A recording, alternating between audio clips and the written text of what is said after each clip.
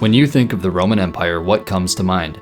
If you're like most people, you imagine legionnaires in Lorica Segmentata, gladiators fighting in the Colosseum, the classical pagan empire of Augustus and Trajan. Sure, that's part of Roman history, but this classical period only represents a small portion of Roman history. Contrary to popular belief, the Roman Empire survived the fall of its western half in 476. In fact, it continued uninterrupted for another 1,000 years.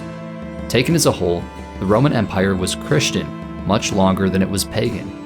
Instead of evoking visions of the Pantheon and Hadrian, the Roman Empire should instead prompt us to imagine the Hagia Sophia and St. Justinian. Based in the magnificent city of Constantinople, nearly 100 emperors came and went. Sadly, this Byzantine period is less appreciated than the aforementioned classical period.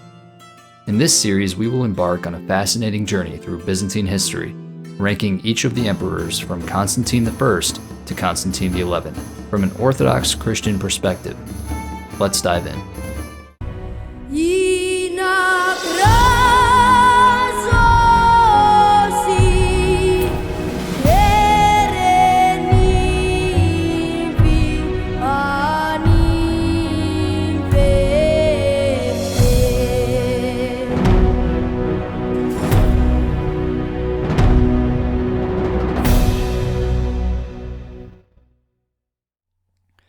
Before getting started, I want to mention some brief disclaimers. This will take a few minutes, so if you want to skip ahead to the rankings, please feel free to do so. First, I am an Orthodox Christian. As a result, I have a fundamentally different criteria for evaluating emperors than secular historians do. While the ideal emperor would be both a holy man and a great administrator, I place higher emphasis on a ruler's faith than on his material accomplishments. For example, secular historians frequently rank Leo III among the best emperors. By contrast, I rank him among the worst. Although he was a competent administrator, his legacy is tainted by the fact that he initiated the heresy of iconoclasm. Secondly, and this is related to my first disclaimer, I will be placing saints at the top of my tier list. Regarding the emperors, there are several who are indisputably canonized saints, but there are others whose status is more ambiguous. For example, some claim that Manuel II Palaiologos is a canonized saint, but the only sources I could find were a blog article and Wikipedia, neither of which I trust with absolute confidence. As it turns out, the Orthodox Church doesn't have an exhaustive list of canonized saints, so there are some historical individuals who inhabit a gray area. When it comes to these emperors, I will admit that I don't know for sure and cite my sources. As always, all my sources can be found in the description below. Thirdly, I know some people will object to my use of the term Byzantine in the title of this video. As I alluded to in my introduction, I'm well aware that the term Byzantine is a dismissive anachronism. The Roman Empire in the East had direct, unbroken continuity with the Empire of Antiquity. The Romans of Constantinople never called themselves Byzantines. Therefore, I fully acknowledge that the so-called Byzantine Empire is synonymous with the Roman Empire. However, as long as the term Byzantine is understood merely as a period of Roman history in a non-dismissive sense, and not being used to cynically de-Romify the medieval Romans, then I think it's appropriate to use that term occasionally. For sake of clarity, it can sometimes be useful for distinguishing between the classical pagan period of Roman history and the medieval Christian period. On my channel and throughout this series, I will primarily use the term Roman. However, I will also make use of the B word from time to time. Finally, a note about my sources. In doing the research for this series, I read two books, Empire of God by Robert Spencer and The New Roman Empire by Anthony Caldelis. Both of these books are good in their own way, but they each have massive blind spots. The former is written by an Orthodox Christian. Because of this, Spencer has more respect for the Church. Having said that, he is simultaneously a quintessential American conservative. Like other conservatives, Spencer views Western civilization as being synonymous with Enlightenment values. America is triumphantly held up as the apogee of this civilization. Spencer's thesis is that the Byzantines are underappreciated for their contribution to it. In fact, Spencer argues that they saved Western civilization. Without the Romans of Constantinople, Western Europe might have succumbed to Islamic conquest. Furthermore, without Greek scholars from the East, much of the heritage of ancient Greece and Rome might have been lost forever, and the Renaissance might never have occurred. While there's certainly some truth to this, I reject Spencer's political worldview. If this is Western civilization, then I want nothing to do with it. As far as I'm concerned, the Enlightenment and the revolutions that went along with it represent a rejection of the civilization that came before it, namely Christendom. Put another way, to say Western civilization was founded on the Enlightenment is like saying your grandmother was born when she was diagnosed with cancer. I had high hopes for the Empire of God, but unfortunately it just reads like an attempt to marry East Roman history with Whig history. Lastly, the Empire of God is a popular work, not a scholarly one, and it's quite short. So if you're looking for anything more than a brief overview of East Roman history, this isn't the book for you.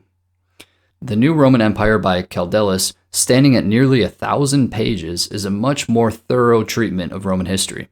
Unlike Spencer, Caldelus is a secular scholar. He doesn't write from the perspective of an Orthodox Christian. This is a problem because church history is integral with and parallel to Roman history. As we will see, the theological controversies of the day were matters of widespread debate, and all the ecumenical councils were called by emperors. But it's not just that Caldelus isn't Orthodox. It's much worse than that. While I cannot prove this, judging from his Greek last name, in all likelihood Caldelus is an apostate Orthodox Christian. This is tragic, and unfortunately it colors his treatment of church history. Caldelus frequently dismisses theology. Worse, when he talks about the councils and the saints, he often disparages them in the most sacrilegious manner. It's almost impossible not to reach the conclusion that Caldelus has an axe to grind against the church. I can't claim to know the inner motivations of his heart, but he writes like a bitter apostate. Given his sacrilegious treatment of the church, I cannot recommend that everybody go out and pick up this book. If you decide to read it, just do so with discernment. Take what Caldelus says about theology and church history with a massive grain of salt. Part of my goal with this series is to remedy the errors of both Spencer and Caldelus. While I'm not an expert or a professional historian, I am an Orthodox Christian and a monarchist. The aim of this series is to funnel my research into a fairly comprehensive history of the East Roman Empire from an Orthodox monarchist perspective. With those disclaimers out of the way, let's begin with Constantine I. Constantine was the son of Constantius Chlorus. Upon the death of his father, the troops acclaimed him emperor. In 312, he converted to Christianity, becoming the first Christian Roman emperor. Eventually, he consolidated his power, becoming the sole emperor by 324. In 325, he called the Council of Nicaea, the first ecumenical council. Around the same time, he began the construction of a new capital on the Bosphorus. Constantinople would be an explicitly Christian capital, with no pagan temples. To fund the project, he confiscated the land endowments and treasuries from pagan temples around the empire. Constantine built his Christian city and made the pagans pay for it. He was an excellent military strategist, a prolific builder of churches, a pious defender of the true faith, and a saint. So much more could be said about St. Constantine and his reign. Unfortunately, there's a lot of slander that circulates about him. I made a whole video on the life and legacy of St. Constantine, where I also address some of those lies. If you're interested, be sure to check that out. St. Constantine died in 337 and was succeeded in the East by his son Constantius. As a side note, Constantine was the son of St. Helena, a great saint in her own right. Among other things, she famously discovered the true cross. St. Constantine undoubtedly belongs in the S tier.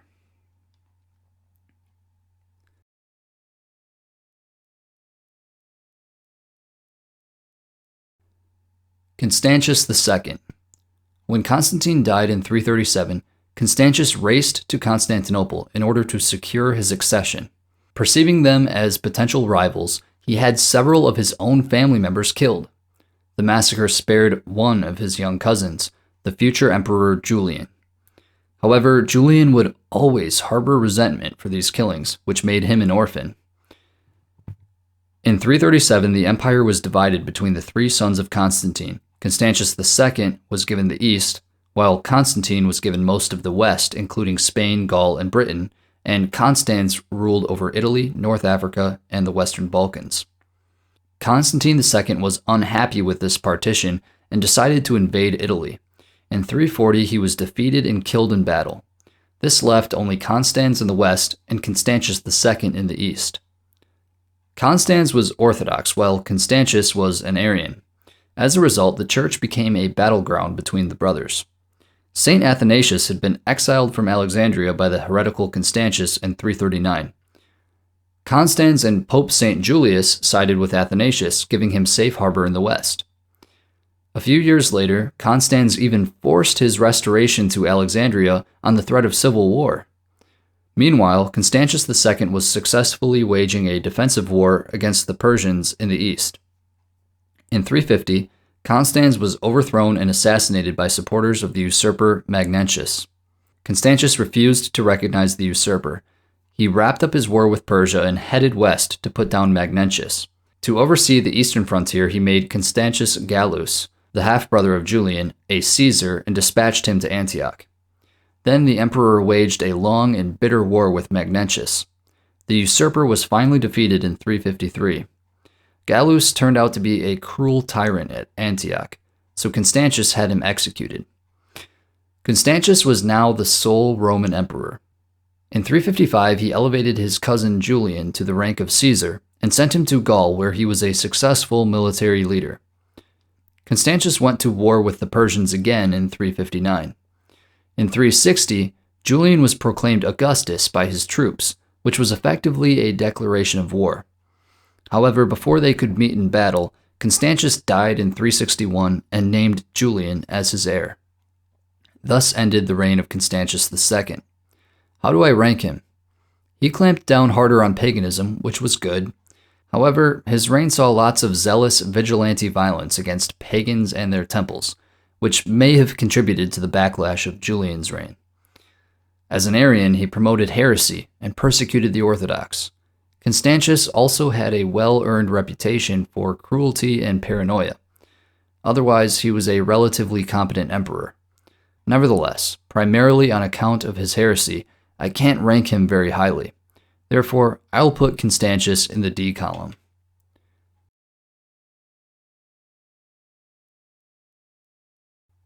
Julian the Apostate. Julian succeeded as sole emperor in 361. He was the nephew of Constantine and the cousin of Constantius II. He was raised a Christian.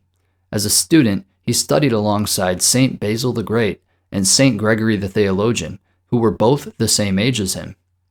But later he apostatized to paganism. However, he kept his true beliefs a secret until his predecessor died in 361. He was a good general and a competent administrator. He was less paranoid than his predecessor and tried to make his court more approachable, more like the earlier Principate, where the emperor was envisioned as first among equals rather than the later dominant. For example, he didn't demand prostration.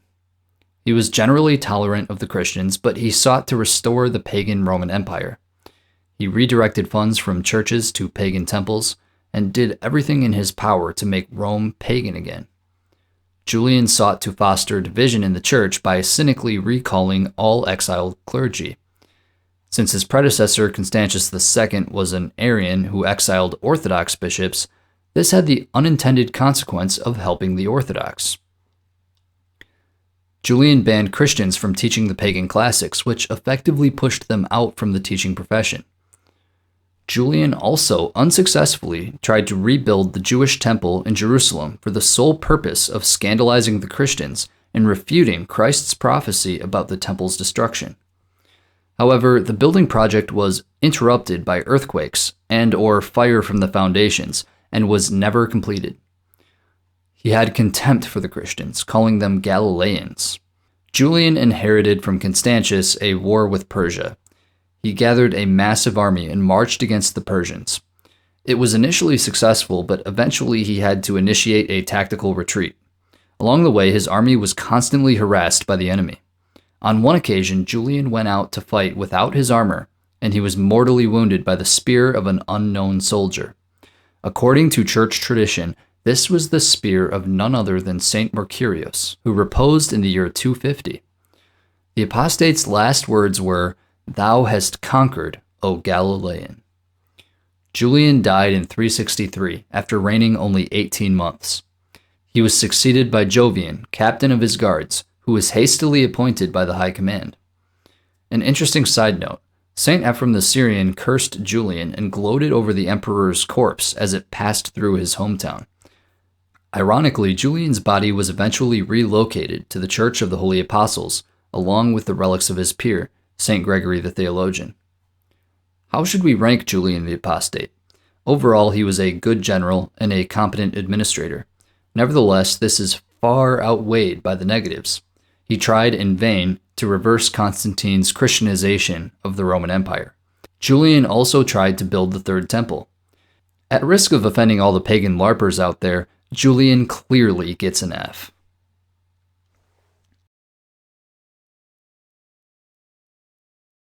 Jovian. Following the death of Julian, Jovian quickly made peace with the Persians. In the peace negotiations, the new emperor gave them rights to Armenia and surrendered some border regions. This was humiliating, but it allowed the army to retreat back to safe territory. This made him unpopular among the Romans, who saw military victory as integral to imperial legitimacy. But it was probably the wisest choice. If he had fought on, he might have lost the whole army and opened the east to Persian conquest. Unlike Julian, Jovian was a Christian. Unlike Constantius II, he was an Orthodox Christian. The army announced that they had been Christian all along. Jovian died in Bithynia, most likely from carbon monoxide poisoning, while en route to Constantinople. He only reigned for 7 months. His reign was largely uneventful because of its short duration. Nevertheless, he is significant because, as a Christian, he restored state sponsorship of the church. Thanks to Jovian, Christianity was once again the favored religion of the empire, but he was careful to be generally tolerant so as to avoid another pagan backlash. Jovian's reign made Julian's pagan resurgence just a footnote in Byzantine history. There would never be another pagan emperor. Despite his short reign, I rank Jovian in the A column for his success in extracting the army from Persia and for his Orthodox faith.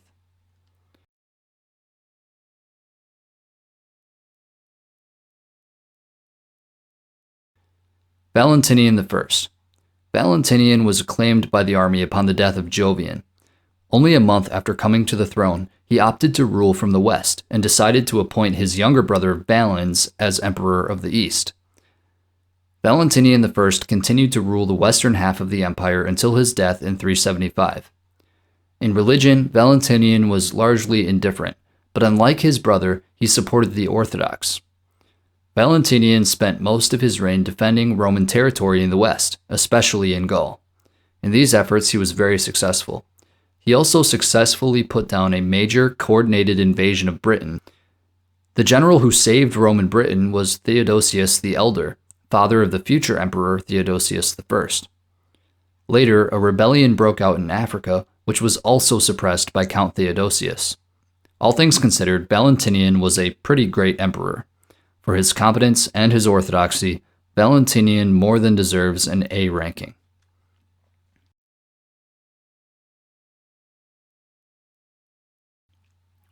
Valens. As mentioned earlier, Valens was elevated to Augustus of the East by his older brother in March of 364. Being short on funds, Valens had to raise taxes, which made him unpopular. In 365 to 366, Valens faced a serious challenger to his throne, Procopius, a relative of Julian. This rebel put up a strong fight, but he was eventually suppressed after 8 months.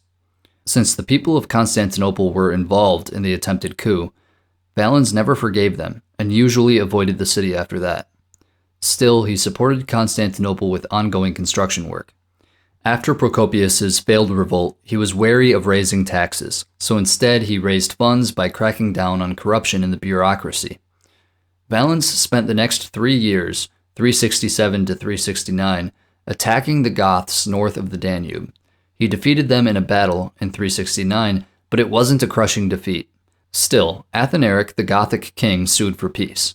A few years later, he began persecuting Christians in his realm. Also, a civil war broke out between Athanaric and a rival named Fritigern. Fritigern asked for help from Valens in return for conversion to Arian Christianity. With Roman reinforcements, Fritigern defeated Athanaric. Valens spent the next few years in Antioch, focused on the east, where he successfully reclaimed Armenia as a Roman client kingdom. He also cracked down on magic, the occult, and paganism. In 372, he ordered something of a witch hunt in Antioch. He banned sacrifices and reconfiscated pagan temple properties, but otherwise Valens was generally tolerant of the pagans. Valens was an Arian, and he re-exiled the Orthodox bishops who had been brought back under Julian. Surprisingly, despite his Arianism, Valens respected St. Basil the Great and treated him kindly, possibly even sponsoring his basiliad, which was arguably the world's first poorhouse, hospital, and hospice. In 376, the Goths under Fritigern sought to settle in the empire in an effort to flee from the Huns. Valens agreed to this in return for their service to the empire. As a side note, this eventually allowed the Roman Empire to outsource military service to the Goths.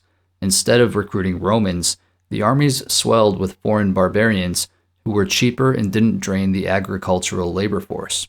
This would soon have disastrous consequences for the empire. After the Goths were ferried across the Danube, they were abused by certain Roman officials, and they weren't provisioned well enough. There was even a failed assassination attempt against Fritigern. This understandably made the Goths furious, and they began to raid Thrace. Valens marched east to defeat the Goths, but he was too impulsive, and he attacked alone, without reinforcements from the west. The battle was a total disaster for the Romans, known to history as the Battle of Hadrianople. Valens perished along with 2/3 of the Roman army. This was the worst defeat in over a century. How should we rank Valens? He was a hard-working emperor who tried to curb corruption, but he lacked charisma.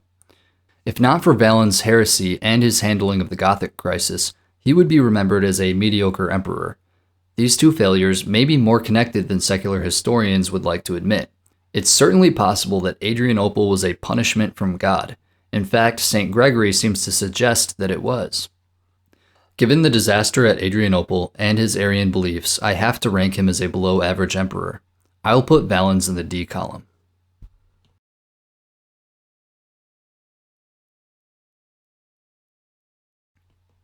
Gratian. Gratian was the eldest son of Western Roman Emperor Valentinian I. He was made junior emperor by his father in 367. In 375, Valentinian was approached by a barbarian delegation. These envoys pushed the emperor's buttons just a bit too much. Valentinian, who was known to have a powerful temper, threw himself into a rage and suddenly collapsed, dying of a stroke. Thus, in 375, Gratian became senior Augustus of the West, with his younger brother Valentinian as junior emperor. As we've seen, Valens was killed at the Battle of Hadrianople in 378. Gratian briefly inherited the eastern half of the empire before appointing Theodosius as emperor of the East in 379. Gratian was orthodox and pious. One of his close friends and advisors was St. Ambrose of Milan. Gratian issued many anti-pagan edicts. Famously, he removed the pagan altar of victory from the Senate in Rome. Sadly, he was killed by a usurper in 383. How should we rank Gratian? He seems to have been a relatively competent emperor, whose life was tragically cut far too short. However, aside from his piety and his orthodoxy, he didn't do anything too noteworthy. Therefore, I'll give him a B ranking.